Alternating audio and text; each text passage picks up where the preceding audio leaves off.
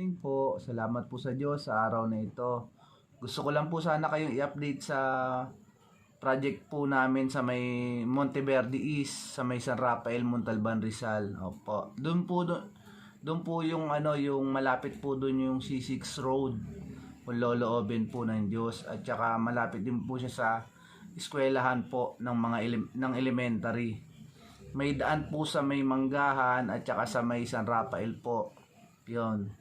At saka malapit din po siya sa Pure Gold, tsaka sa Palengke po.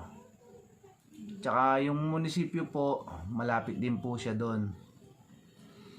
Yung nga po pala, yung sa Monteverde East, may mga slot pa po ng residential lot at saka commercial lot po.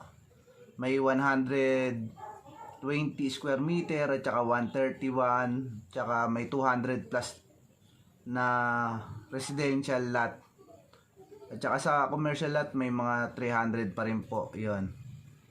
Tapos na po siya, may video nga po pala kami dun sa galing po ako kanina dun sa may site.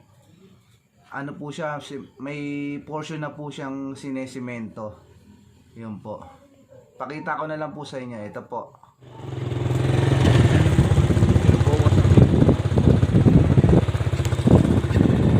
Yan, Monteverde yan.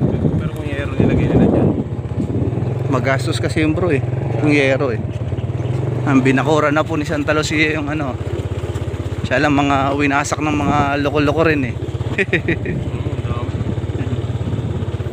yan po, yan. Ito na, sila ba yan?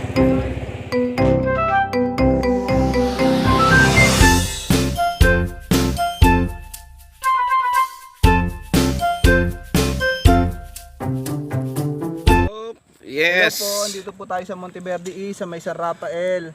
Ito na po yung bagong improvement. Yan, mga kalsada po. Yan. Nung nakarang kasi maulan, kaya hindi Ayun. Meron pa po ditong available mga residential lot. Yan. Hello. Mga investor, bili na kayo.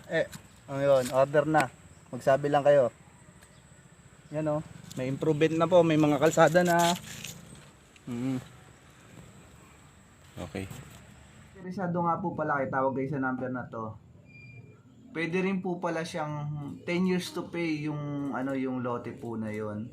Tapos may 5 years to pay, may considered cash din po. Tumatanggap din po yung developer ng considered cash. Yun po. Shoutout nga po pala sa Family Reyes, Family Santos, Family Naik, at saka kay Sir Richard Salen, Family Nicart, at saka Family Borak. Yun. Salamat po sa Diyos sa araw na ito. Ingatan po tayo palagi. Bye bye po. Ingatan po.